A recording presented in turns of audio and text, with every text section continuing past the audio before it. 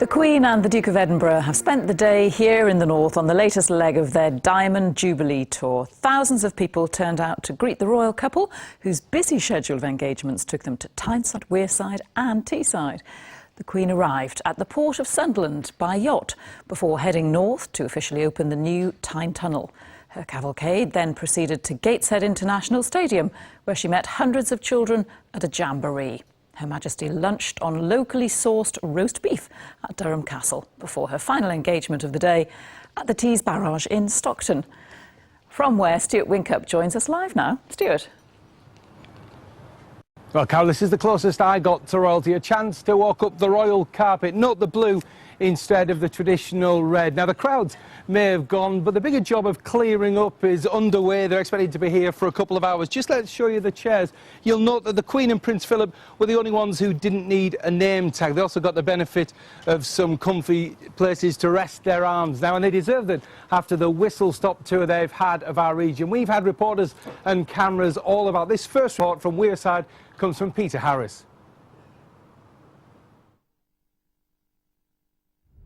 No wonder the Duke was out early. The last time the royals were promised a Vulcan bomber fly past, explosions were heard on board and the test flight abandoned. No such disappointments this time. And then the Queen stepped ashore from a 250-foot yacht before a tour of an exhibition of her reign, and pleased to meet some diamond wedding couples. Yes, how splendid. It was obviously a good vintage year, wasn't it?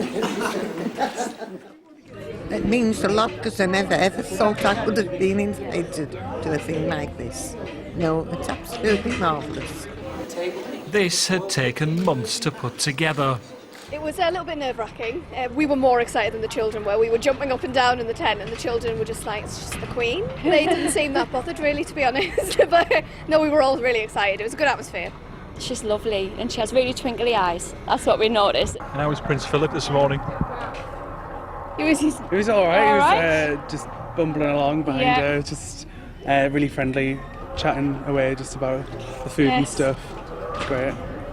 Here reminders of Sunderland's Silver Jubilee celebrations before the Queen's journey through time was brought right up to date. I think you've done it before. Peter Harris, BBC Look North, Sunderland. Well, the Queen and Prince Philip rattled through a long list of royal engagements today. Now, 45 years ago on Tyneside, the Queen officially opened the Tyne Tunnel, and she was there again today to officially open the second Tyne Tunnel. Joining her and the crowd was our reporter Keith Akehurst. At the Tyne Tunnel, the Queen planted a commemorative oak tree on the Jarrow side. She set off some wheelchair athletes who raced through the second tunnel before she went through it herself with Prince Philip in the royal limousine, just as she did to officially open the original tunnel 45 years ago. At the north end in Howden, she met the man who drew up the plans. It consumed Paul Fenwick's life for years, although people had been working on the idea for more than 30 years. 14 years personally, but there's people who have worked longer on it. But yeah, a lot of effort by a lot of people, but it's all been worthwhile. It's great.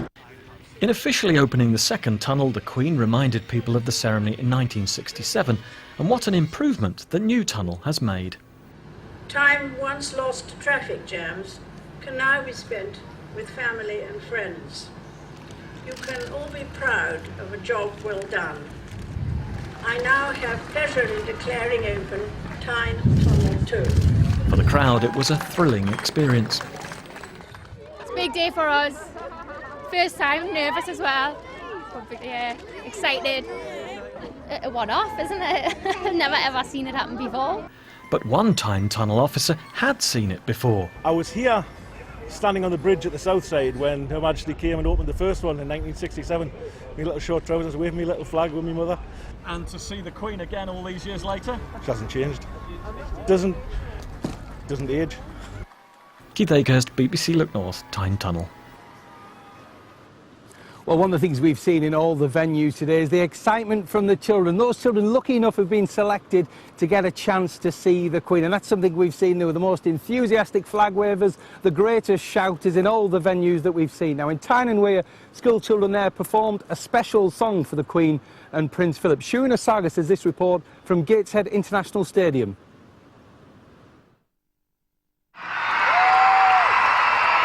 It was more like a rock star welcome at a stadium gig. Her Majesty arrived with Prince Philip to the delighted screams of more than 8,000 overexcited children. It was just so amazing to see the Queen go around in a car, waving to us. Did you wave back? Yeah! Well, this is the Queen's first ever trip to Gateshead International Stadium, and she couldn't wish for a louder or more patriotic Tyne and Wear welcome. And there was a lot to cheer about: a day off school, singing for the Queen, and being in a royal lineup. I got to meet Prince Philip. I sang "Thank You for the Music" as they were leaving. It was phenomenal, to be honest. The moment the royal party arrived, the sun came out precisely on time. Couldn't have been better. Did you wave your flags? Yeah. Show me what you did. I thought I'd never see her, but I have. It was really nice to see the Queen. She suits a lot of dresses, and she suits that one. A dress was beautiful. And before they knew it, the vision in peach was whisked away to hopefully spread more sunshine Durham's way. Shurin Asaga, BBC Look North, Gateshead. So after Tyneside and Wearside, it was down to Stockton and the Tees barrage. Stuart, tell us what the royal couple actually saw there. Well, obviously, Carol, she saved the best to last. This course was actually opened in 1995, as many people know. But a lot of money's been spent, £4.5 million doing it up, making it one of the best courses in the world. Now, she came and it was basically a chance to show it off. I must warn you, a little bit of an early warning in this report. Our cameraman didn't because he's a professional.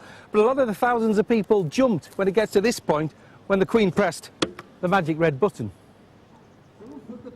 Legendary commentator Stuart Hall provided the warm-up act. Round of applause, come on, come on, come on, yes! And the Northern Cobweb Orchestra provided the music. Then, just after 3:30, the moment the 5,000-strong crowd had waited for.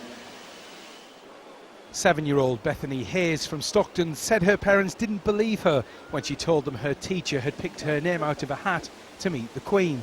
It was very good at meeting the Queen because I've never met her before. No one in my family, and I've been the first person in my family that I know that I've met the Queen. What are all your friends saying? They're all jealous.